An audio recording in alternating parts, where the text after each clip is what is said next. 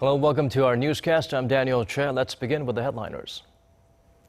Korea's Ministry of Education announces their revision to the authorization of history textbooks while disputes continue between lawmakers. German President Joachim is in Korea. He shared his vision for Korea's reunification and discussed MOUs in converging automotive technology with IT.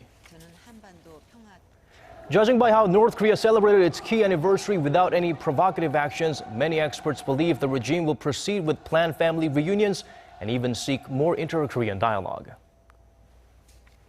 The Korean government unveiled its plan for a state-authorized history textbooks, this in a bid to get rid of alleged ideological biases and historical distortions in Korea's current history textbooks. Our Kwon Soa starts us off. Beginning 2017, history textbooks for middle and high school students will be published by the government and only the government. Amid an ongoing dispute between conservatives and liberals on the issue, the Ministry of Education announced their revision to the authorization of textbooks Monday. Education Minister Hwang Woo-yea officially announced the government will enforce the implementation after a mandatory 20-day period following publication of the administrative notice. The Park administration and ruling Saenuri Party have been citing an essential need for uniformity, saying people's ideology is overly divided and that many private publishers are too leftist, leading to factual mistakes in some cases. Minister Hwang said Monday's decision was inevitable. We came to the conclusion that it's impossible to solve the essence of the problem by correcting every single error in textbooks made by private publishers and writers. That's why the government decided to correct those and end the debate of ideological biases in society. Giving state control over publishing history textbooks is not new. The system is a reintroduction from 6 years ago when it was stopped. The government had previously authorized history textbooks from 1974 until then.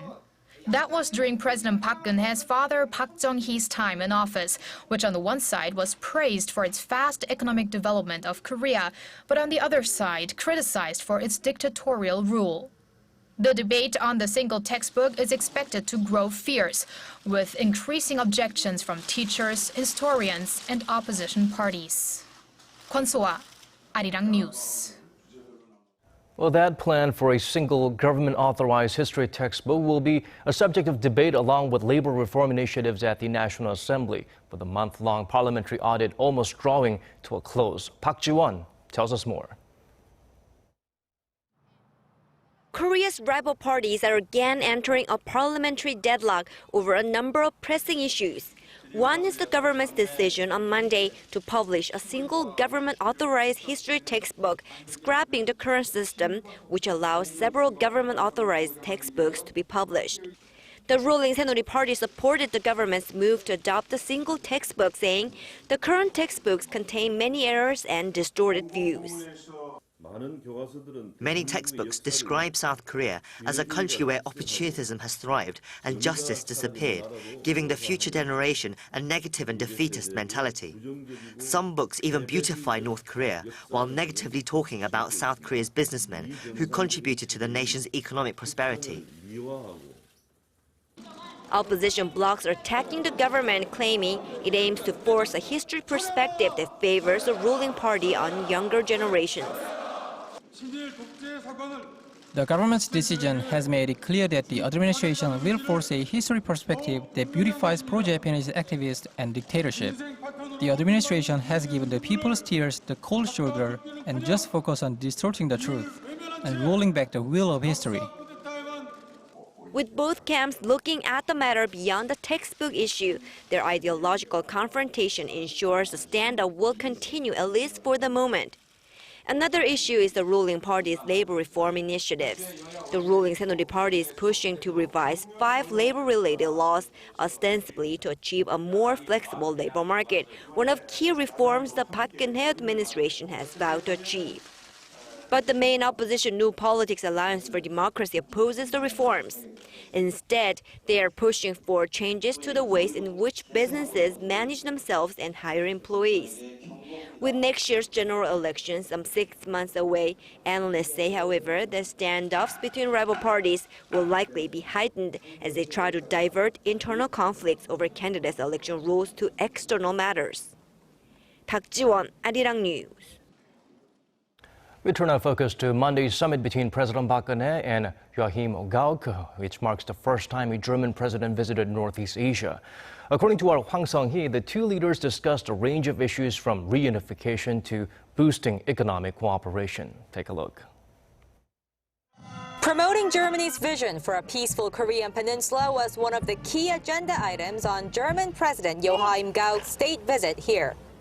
저는 한반도 평화 통일에 한결같은 관심과 지지를 보내주시는 가욱 대통령님께 감사의 뜻을 전달했고 통일 문제 관련 독일과의 협력을 더욱 강화해 나가기로 하였습니다. At a joint press conference with President Bach following their summit, the visiting German leader clarified that Volkswagen's diesel emission scandal was not discussed. Sales of Volkswagen vehicles in Korea plunged nearly 10% in September from a month earlier, after the German automaker admitted rigging U.S. emissions tests. Despite the dismal figures, Gauck said the reputation of German brands in Seoul appears unharmed. I don't think there's a big change to the reputation of German products in South Korea, and I appreciate that. Another key agenda item was reaffirming bilateral business ties. For one, the Korea Electronics Technology Institute and German automaker BMW signed a memorandum of understanding for increased cooperation in converging automotive technology with information technology. The leaders agreed to expand trade and investment in a balanced manner. Germany is Korea's largest trade partner in Europe, but Seoul's trade deficit with the nation tripled in less than 7 years. President Gauck will wrap up his 4-day state visit here with a trip to the demilitarized zone, where he is expected to discuss German reunification. Hwang Woo-yea, Arirang News. The German president also addressed Korea's National Assembly on Monday, promoting Korean unification. He asked Koreans to keep the dreams of reunification alive and not underestimate the power of the two Koreas sharing a common language and history. President Gauck said Germany supports Korea's reunification and would use its diplomatic ties with Pyongyang to help promote communication between the two. He added it was good news that family reunions were scheduled for this month, which he emphasized as being a rightful humanitarian step. The German leader said Seoul, with its strong democracy and economic democratization, will be able to deal with a successful unification, ending the suffering of the North Korean people. Meanwhile, North Korea celebrated a key political event on Saturday, showing off its military might rather than forging ahead with any provocative actions. Our Connie Kim turned to some experts for how they perceive this could affect inter-Korean relations. Thousands of torch-holding troops goose-stepped through Kim Il-sung Square as part of North Korea's parade marking 70 years of the country's ruling Workers' Party.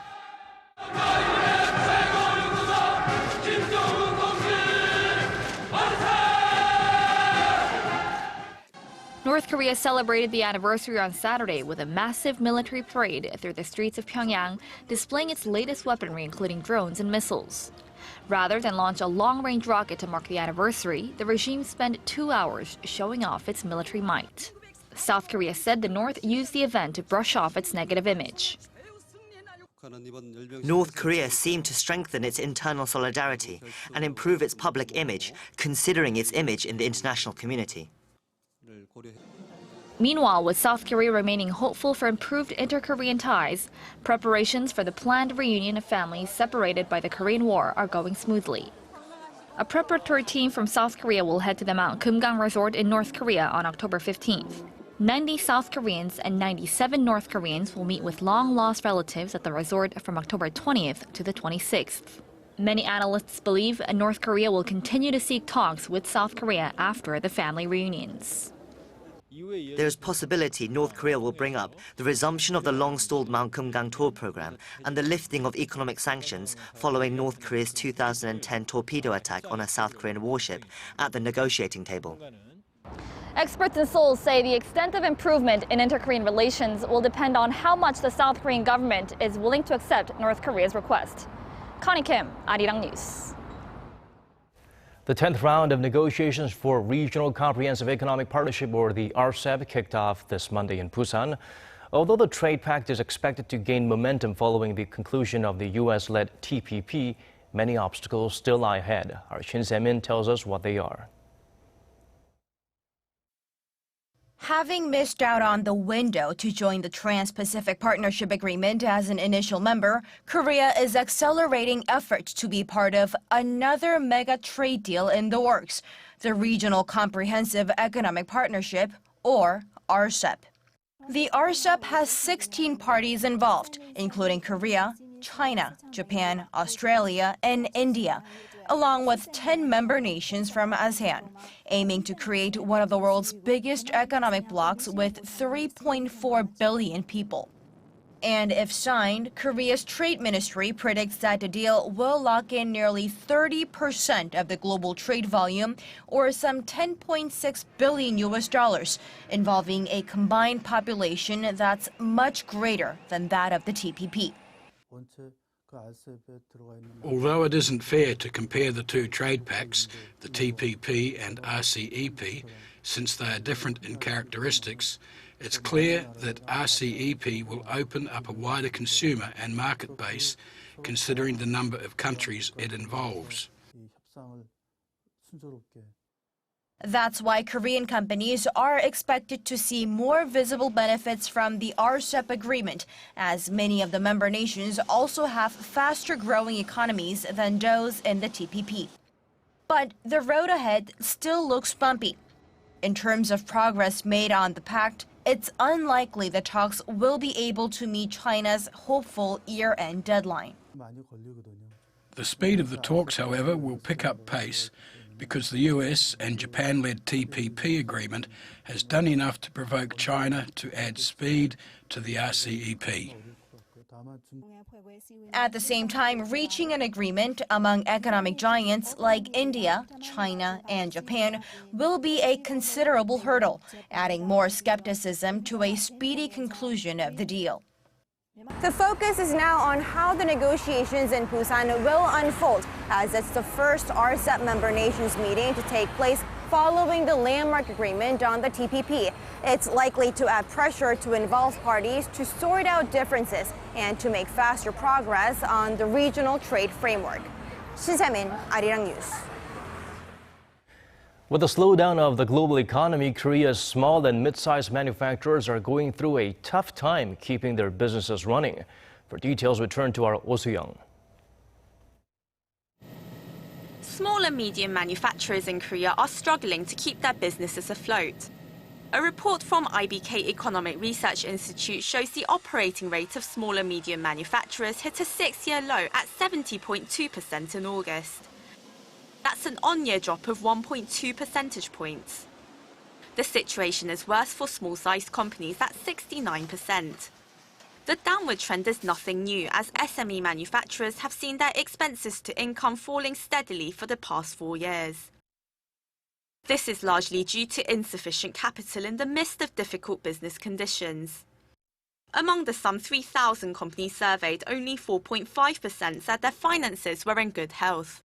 Over 30% said they were struggling financially, with the biggest reason being the slump in domestic sales, followed by outstanding receivables and falling exports. With the sluggish global economy, Korea's conglomerates' operations are slowing, which affects their subcontractors, who also suffer. Together with a fall in local consumption, domestic sales have been falling for small and medium manufacturers. While experts doubt the operating rate will fall below 70%, they say it is vital to invigorate domestic consumption. They also suggest the government could take more sustainable measures, such as boosting and efficiently allocating funds to support SME manufacturers. Oh Soo-young, Arirang News. To mark 50 years of diplomatic ties between Korea and Bolivia, a variety of Korean cultural performances took place in the South American country over the weekend. Hwang Woo-yea files us this report from La Paz. Korea's traditional instruments catch the eyes and ears of the Bolivian audience, and it's the unfamiliarity of the music that piques their interests.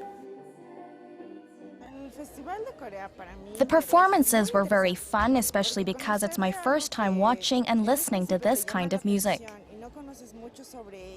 Some even took part in one of the performances, a twist to Korea's traditional samullori or percussion quartet with breakdancing and beatboxing. I love everything about Korea, including the culture, so I'm very happy to be part of this performance. It was so exciting and interesting. The event, hosted by Korea's Culture Ministry and the Korean Embassy in Bolivia and organized by Arirang TV, was held for 2 days from Saturday at the Municipal Theater of La Paz. With the aim of further boosting diplomatic ties between Korea and Bolivia, it celebrates the 50th anniversary of the two countries' relations. With this kind of cultural event, we hope to strengthen ties with Bolivia in the economic sector and tighten cooperation in the global arena. Around 600 people watched the performances and cheering filled the hall. We've been to many countries, but it's our first time visiting Bolivia. The people were very supportive, and it was great introducing Taekwondo to them. We were all worried about altitude sickness, especially because we run around the stage. But the people were cheering so loudly, I'll remember it forever. And there will be another set of events in Venezuela later this week to also celebrate the 50 years of diplomatic ties with Korea. As part of the lineup, K-pop fans will take part in a performance to help introduce Korean culture. Hwang Woo-yea, Arirang News, La Paz.